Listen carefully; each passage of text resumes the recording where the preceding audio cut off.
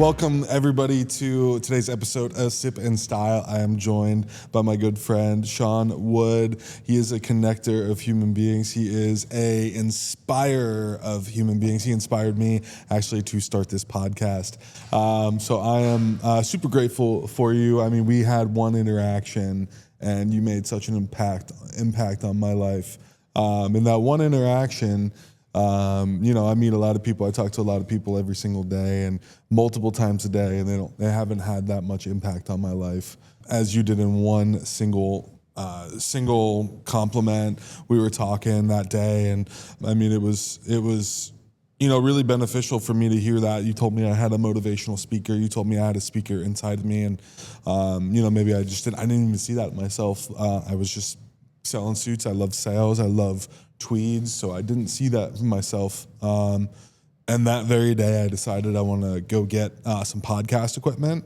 I called Alexis, who's my PR manager, and she was, we could do a podcast, and I paid her that day, and we got it up and running and ordered all the equipment, and here we are. So, Sean, look what you started. Wow. Wow. First and foremost, thank you for having me. I'm humbled by the compliment, but also you're infectious, man. Like I don't know how you have conversations with anyone and they don't leave feeling like I'm motivated to do something, whatever, regardless of what it is.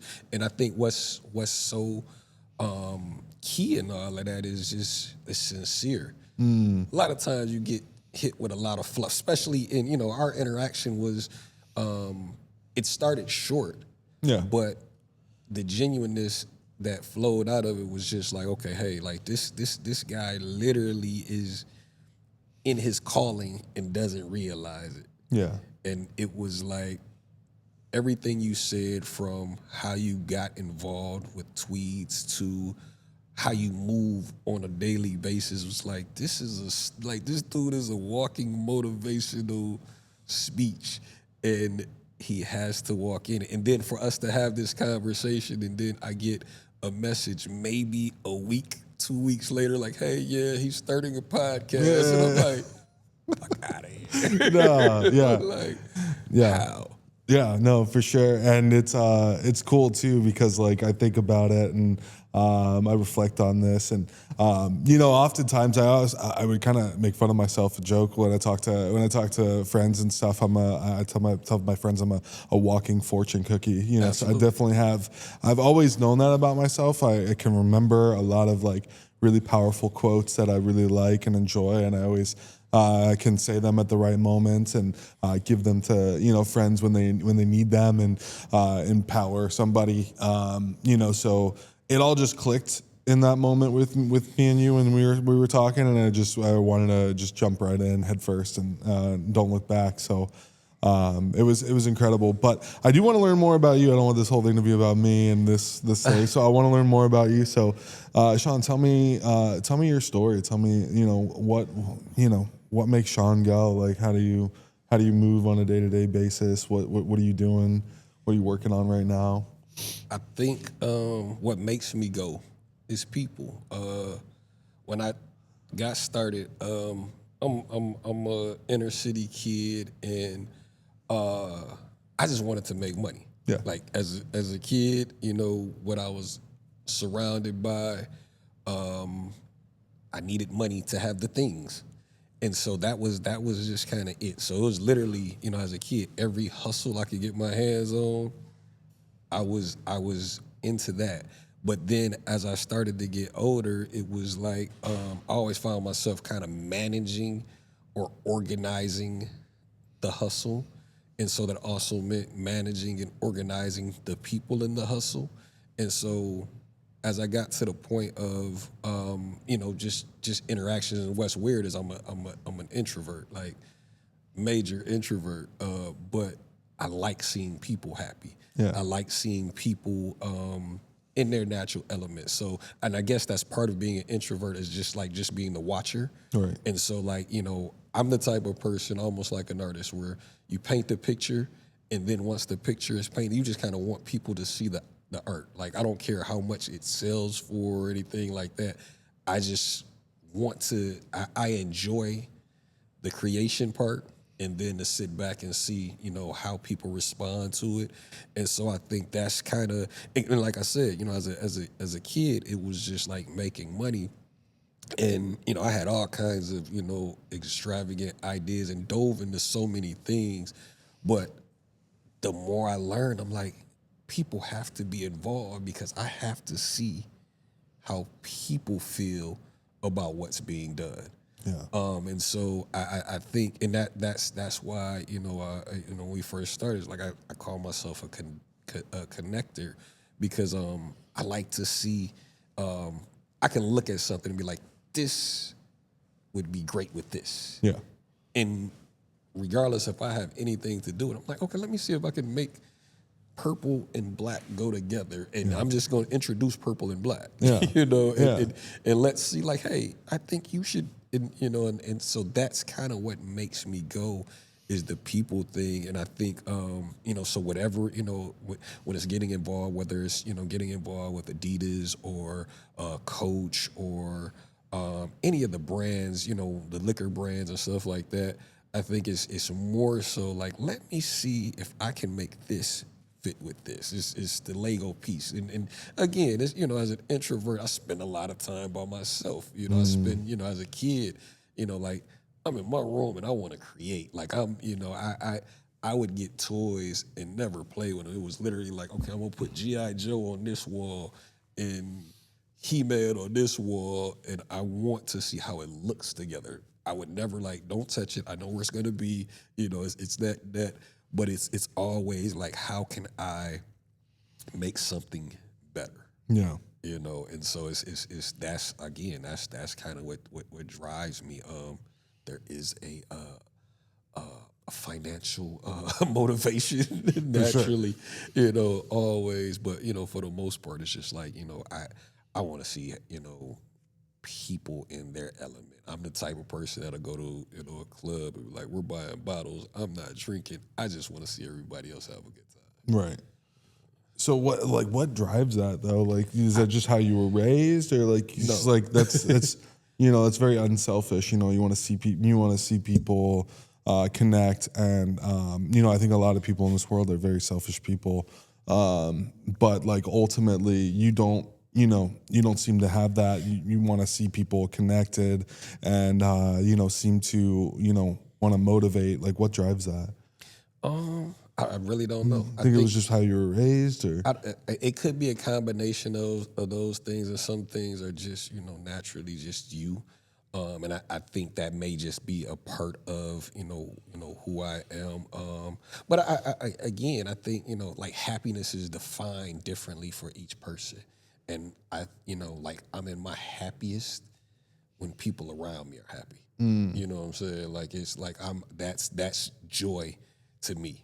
The people that are within my circle, that are within my element, if they are happy, then I'm satisfied. Like, and it's weird because as men, a lot of times you're tasked with being a provider or nurturer, and you rarely ask, like, what do you want? Right. What makes you happy? What, and for me, like, like I said, I define my happiness is I'm cool. If everybody around me is cool, I'm good, because that, at the end of the day, like, I guess there is a selfish piece to that, because if everybody around me is cool, then you don't have to ask me for anything. So, if you've got this and you're doing your thing, and, you don't need, and you're in your space, then you leave me to be the introvert in my space and just be, so I'm cool in the other room hearing laughter and joy, and I'm flicking the TV in my, man cave, like, okay, yeah, everything is right in the world. So it's natural. I think it's just something that it could be partially instilled. I would have to really dig into that, like, genetically, and see, if it's, something that, my family is, but we've struggled a lot. So I think, just coming from, a sense of, I guess, peace. I think that's what it is. I think, wanting to have peace Yeah. is what drives it. Fair enough. Yeah.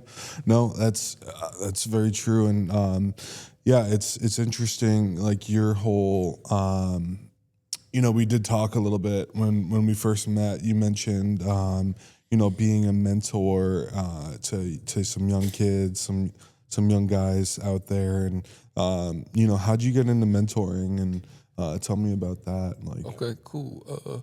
So that is multifolded. Growing up in the environment I did, I was talented in a lot of things.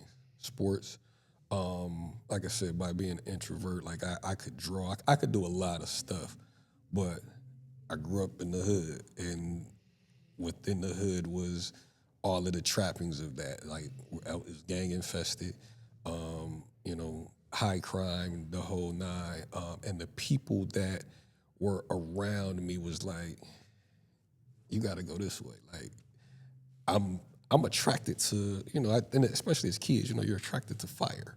So it's just like I'm running towards, the stuff that I'm not supposed to be around. But it was people around me like, nope, you got to get to football practice. Nope, you got to go over, man, go get on the court. Like, go work on your game, And so it was those, and as I got older, I'm realizing that all of those protectors and positive influencers, and mind you, like most of these people were doing the thing that I wanted to do. Like they were in the streets. They were doing, but they were still like, I see something, and you're not going. We're not going to let you go down that path. right. And so I think the older I got and started to realize what was happening, I was like, okay, I got to pay this forward. So went off to school, went to military. When I ended up in Tallahassee for school, I was working in a barber shop, and a young lady came in, and she brought a couple young men in, and, to get haircuts. And I started talking to her, and she was like, yeah, they're in a group home or whatever. I was like, oh, so you don't have to, like, I'll come to you guys. Like, I know this is an inconvenience to get all of these. And so I started going over there to cut their hair, and I just kind of gravitated to them, and it was like, kind of pouring into them the same way people poured into me. And so like the light bulb clicked. It was like, okay, you can't repay all of the people that kind of made sure they steered you in the right direction and kept you away from a lot of the stuff. Now, mind you, there's gonna be friends that watch this. It was like you was a wild boy too. So Yeah. I'm not gonna say I didn't get into things, but and I didn't do a lot of stuff that I wasn't supposed to do. But I had a lot of people that kind of influenced me in the right direction. And so when I got older, I was like, okay, this is my pay it forward. Right. And so that's kind of initially what gravitated me to, the young men. And then, from there it was just kind of like, I really get, a piece in, making sure that, if nothing else, because a lot of times, like, I can't do a thing that makes sure that, this young man is going to be, well educated and, graduate, or I can't, but I can instill some values and some morals. It's kind of like somebody repeats things on a regular basis, eventually it starts to set in. And so I just kind of wanted to be that voice, where, if you're doing what you're supposed to do, cool. If you're not doing what you're supposed to do, this voice is about to pop in your head, and it at least is going to make you be like, all right, I got somebody who's going to be disappointed if I don't do that thing. And so I Right. think that was some of what, kind of pushed me towards, mentoring. And then the other was just like, I just understand I'm blessed. Like, where I am in life is by no, sole doing of my own. I had a lot of people that was looking after me, a lot of people that was praying for me, a lot of people that wanted, more from me when I didn't want it from myself, or I didn't see it in myself. And so like I want to be that for Right. somebody, and so in every conversation I have, I'm trying to pour into people. If I, like we have a conversation and I see something, I'm like, hey man, just do that. You know, Yeah. like I want to, you know, at least if nothing else, you know, it's in the back of your head. I want to plant the seed. Yeah, that's beautiful, and that's so true. And you definitely did that with me in one interaction, one meeting. So I mean, you definitely have a gift in that respect. Tell me, what's the mentorship like? Like, what are you going over with these kids? Like, what do you know? What sort of values are you instilling? What are you working on with them? Like, tell me about that mentorship more in depth. We have a couple of group homes, Next Chapter Boys homes, that are here in St. Pete. And these are for young men between the ages of 12 and then they quote unquote age out at 17. With those guys, what we're doing is sometimes you have to, it's an unlearned process. Yeah. And what I mean by that is a lot of times if you're surrounded by a certain thing and you hear that thing often, you start to, either want to become it or start to become it. And sometimes it's not the right thing. Right. And so you have to, we have to get them to the point where it's like, nah, this ain't it, man. And unlearn, some of the things that that they believe to be the way of the world. And then once we get there, it's just kind of like figuring out like what's your thing? What do you want to do? What do you want to be? Like, where do you see yourself? And a lot of times, especially for a lot of the guys that we have, they don't see themselves anywhere. It's kind of like tomorrow. Like that's That's it. That's all I got. Yeah. I exist today. If I make it to tomorrow, cool, and I'll figure out everything else tomorrow. Yeah. And so, like we start, we want to first start building and instilling confidence.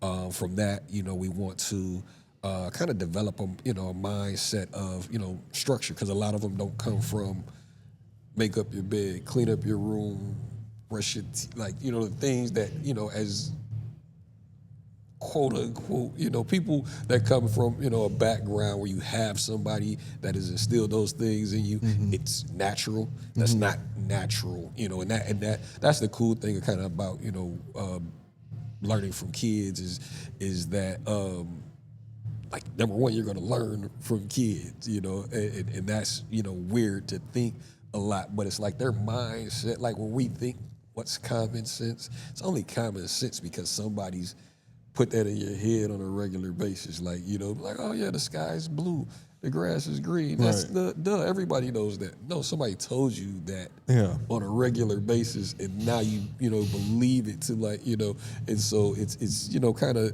that, so, and then after we start trying to shift their thinking, then it's application. Like, hey, let's start doing these things. Like, we're going to provide this structure. You're going to do this on a regular basis. Let's start, doing the things after we're saying the things, after we're thinking the things, the application. And then from there, it's just, follow through, because, accountability, a lot of us as, humans, like, that's our thing. It's like, we don't hold ourselves accountable. It's like, yeah, I'm going to, like, I'm going to go to the gym tomorrow. I'm going to, I'm gonna eat better. I'm gonna start this podcast. Right. Like it's doing the things and holding yourself accountable. And so that's some of it. Also, there is Friendship Christian Academy, which is a school that we're involved in heavily over. And so with them, the difference there is it's a K through 12 charter school. And so we've got everything, we catch them from, their, adolescence to, preteens to teens. And with that, it's a little bit different because their home environment is a little different. And so, with them, it's just kind of like, you're a teacher, you're a parent on a consistent basis. They're with you more than they're at home. And so kind of like pouring into them is a little bit different. It's kind of, like you have the combination of, this is what you should be thinking educationally and, like, what do you want to do, just as a person. And so, yeah, it's multifaceted, but it's a cool ride. Yeah, no, 100%. sense of background, like who are some people that you, some books that you've read that have impacted your life? Who are some people that you've listened to that have impacted, yourself and, made you kind of think this way and helped you kind of achieve, this mentor program that you're working on right now? Honestly, it goes deep. I had an English teacher in high school that kind of literally flipped my mind in learning. Like I figured school out at an early age. That if you studied most of the, most of the stuff was going to be relatively easy. So, and it was repeating the information that you absorbed. Yeah.